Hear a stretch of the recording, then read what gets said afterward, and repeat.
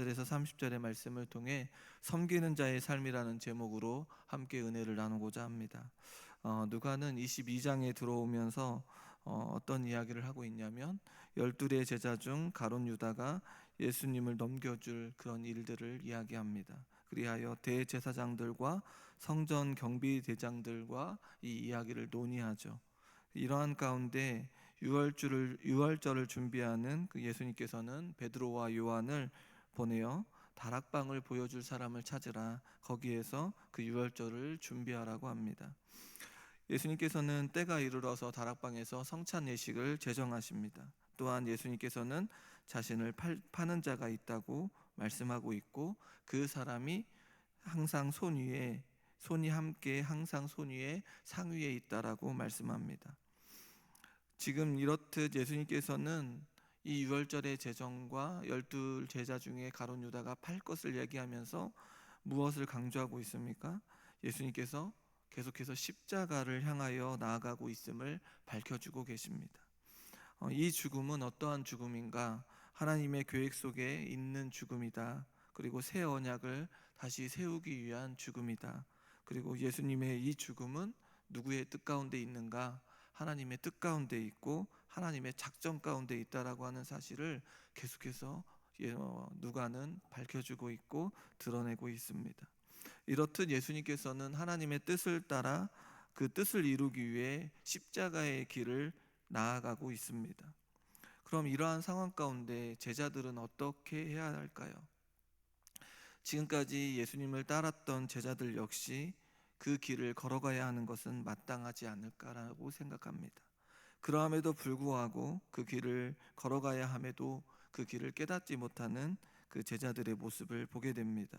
오늘 본문을 통하여 다시 한번 이 이야기를 전하고 있는데, 섬기는 자로 오신 예수님을 따라 제자들 역시 어떠한 모습으로 살아야 하는가, 섬기는 자의 삶으로 살아야 함을 깨닫고 그 삶 가운데 주시는 놀라운 은혜가 무엇인지를 밝혀주고 있는 것을 보게 됩니다. 오늘 본문을 통하여 이러한 은혜들을 살펴보고 우리 역시 예수님을 따라 살아가는 섬기는 자의 삶으로 살아 누리는 그런 자의 삶이 어떠한가, 그리고 그 복된 삶이 무엇인지를 살펴보는 복된 시간들이 되어지기를 주님의 이름으로 소원합니다. 오늘 본문은 성찬 예식을 제정한 다락방에서 무엇이 일어나고 있습니까? 다툼이 있음을 보여주고 있는데, 24절의 말씀에 보니 또 그들 사이에 그중 누가 크냐 하는 다툼이 난지라 라고 이야기하고 있습니다. 예수님께서는 십자가를 앞에 두고 있는 이 제자들 가운데 다툼이 벌어지고 있음을 밝혀주고 있는데, 제자들은 예수님의 가르침과는 무관하고 아주 멀리 있는 것처럼 보이게 됩니다. 앞선 9장에서도 제자들 가운데 누가 크냐라고 하는 변론이 있었습니다. 누가복음 9장 46절의 말씀에 보니 제자 중에서 누가 크냐 하는 변론이 일어나니 라고 기록하고 있습니다. 이렇듯 9장과 22장의 사이는 굉장히 멀게 느껴지는데, 이러한 상황 속에서 전혀 변하지 않은 이 제자들의 모습을 보면서 우리의 모습을 살펴볼 수가 있습니다. 우리 역시 말씀 가운데 서고 예수 그리스도를 믿는 믿음의 사람이라고 하면서도 불구하고 여전히 하나님의 말씀과는 무관한 그 길을 걷고 있지 않는가, 그리스도인의 삶으로 나아가고 있지 않는지를 우리도 살펴봐야 한다는 것입니다. 예수님께서는 이러한 변론에서 가장 작은 그가 큰 자라고 하셨음에도 불구하고 제자들이 이 말씀을 잊어버리고 또 무관하게 나아가고 있는 것을 발견하게 됩니다. 그렇다면 지금 제자들이 이렇게 누가 크냐라고 다투는 이유는 무엇입니까? 예수님의 그 오심에 대한 이야기를 잘 이해하지 못하고 있는 것 같습니다. 예수님의 오심에 대하여 그들은 정치적인 메시아로 오신 분임으로 여겼고, 하나님의 나라는 예수님을 통해 지상에서 왕국으로 그렇게 생각했던 것 같습니다.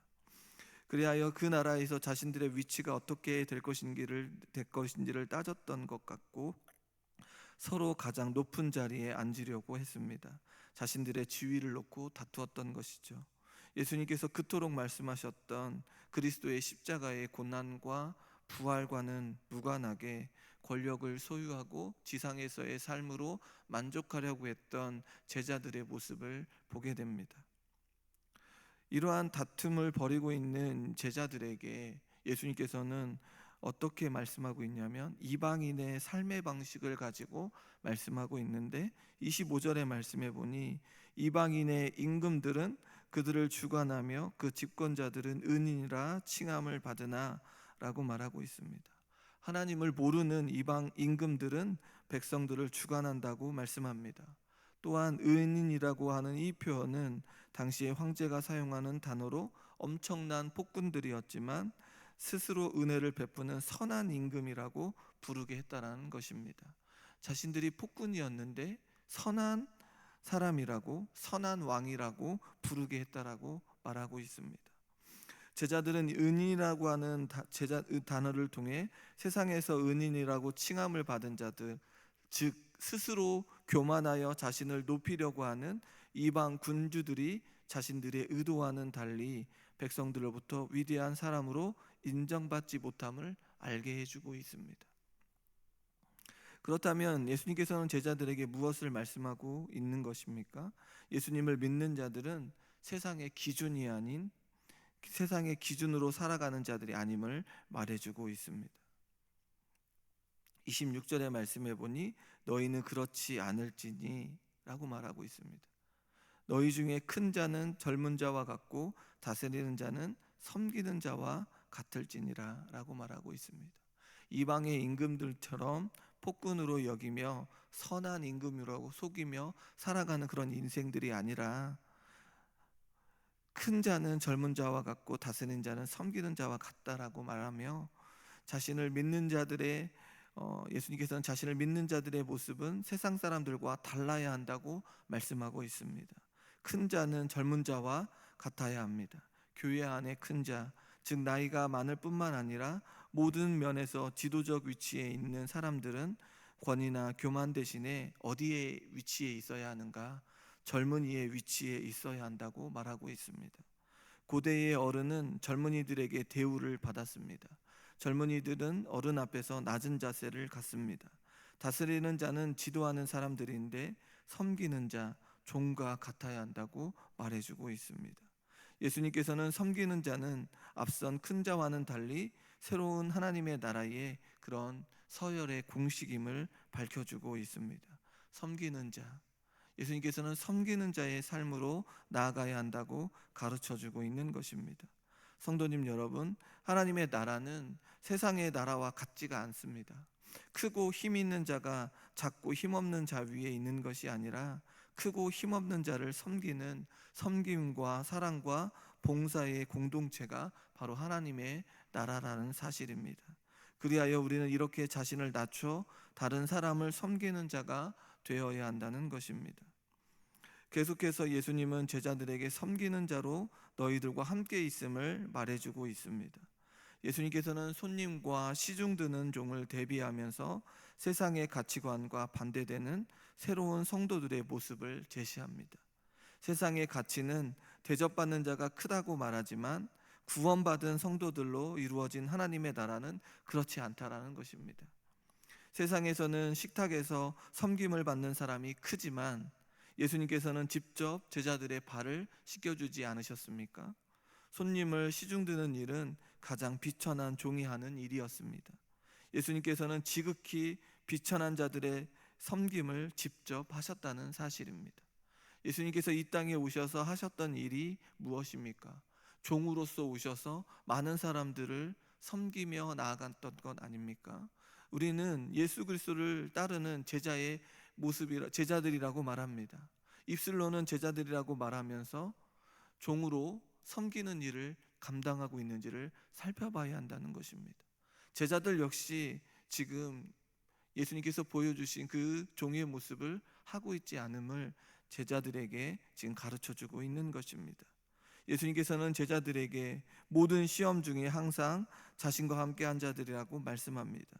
예수님의 공생의 전체의 기간 끊임없이 계속되었던 이 사단의 시험 가운데서 사람들 가운데 충성을 다했던 자들이 누구입니까? 제자들 아닙니까? 그 제자들에게 그 노고를 칭찬하며 이러한 모습 가운데 받게 될 고난 가운데서도 동일하게 신실함으로 무엇을 당부하고 있냐면 충성을 다할 것을 당부하고 있습니다. 앞서서 이제 앞에서 어떤 일이 벌어질지 모르는 이 제자들에게 무엇을 요구하고 있습니까? 충성을 요구하고 있습니다. 우리 역시 말씀 앞에 서고 말씀 앞에 나아가고 있지만 언제나 말씀을 등지고 살아가는 우리의 모습 속에서도 우리에게 무엇을 요구하시냐면 충성을 요구하고 계시다는 사실을 기억해야 합니다. 다시금 하나님 앞에 서서 순종하며 충성할 것을 하나님께서 우리에게 요구하고 있는 것을 살펴봐야 한다는 것입니다. 사람 앞에, 환경 앞에 충성하는 것이 아니라 하나님의 말씀 앞에 우리가 어떻게 서야 할 것인지를 충성하며 나아가야 한다는 것입니다. 예수님께서는 제자들에게 세상에서의 높은 자리보다 하나님의 나라에서 앉게 될 보좌를 말씀하고 있습니다. 우리 역시 충성을 다하는 자들에게 무엇을 하나님께서 말씀합니까? 이 보좌에 앉아 하나님의 영광스러운 그 자리에 앉게 될 것을 말씀하고 있다는 것입니다. 세상에서 주지 못하는 그 영광스러운 그 자리가 우리에게 주어진다는 사실을 기억해야 합니다. 그리하여 29절과 30절의 말씀에 보니 내 아버지께서는 나라를 내게 맡기신 것 같이 나도 너희에게 맡겨 너희로 내 나라에 있어 내 상에서 먹고 마시며 또는 보좌에 앉아 이스라엘 12지파를 다스리게 하려 하노라 라고 말씀하고 있습니다. 이 말씀이 우리에게 다가오지 않습니까? 내 상에서 먹고 마신다. 어찌 죄인된 우리의 인생이 하나님 앞에 나아가 함께 먹고 마시는 그 은혜를 누릴 수 있을까요? 이렇게 크냐 누가 크냐라고 하는 이 변론을 가지고 있는 이 제자들에게 다시 한번 충성을 말씀하고 하나님 앞에 하나님의 나라에서 이러한 은혜를 누리게 될 것이라고 말씀하고 있는 이 예수님의 모습을 보면서 우리가 큰 은혜를 누리게 된다는 것입니다. 예수님께서는 메시아의 잔치에 참여하게 됨을 말씀합니다. 그 나라에서 주시는 상은 12지파를 다스리는 통치권을 받게 되는데 너무나도 영광스러운 것 아닙니까? 예수 그리스도의 통치에 참여함을 말해주고 있는 것 아닙니까? 이보다 더 큰 은혜가 어디에 있겠습니까?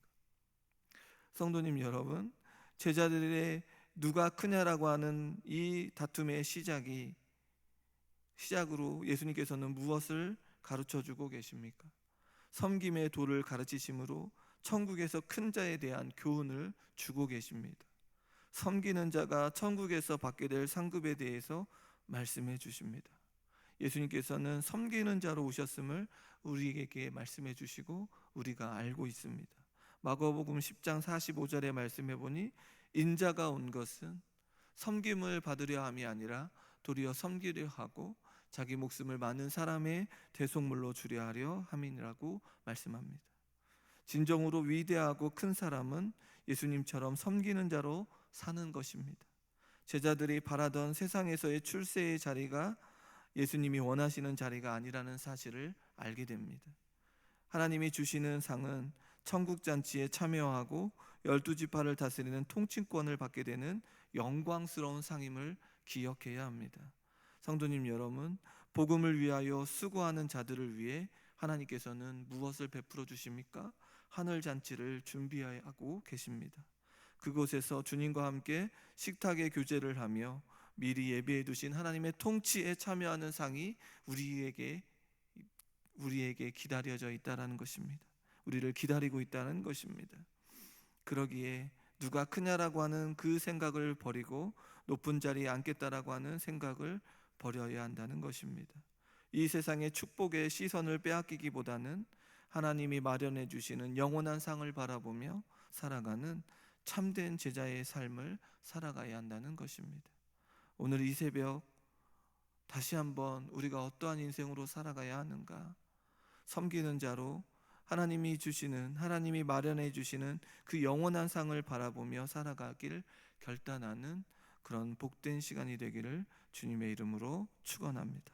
기도하겠습니다.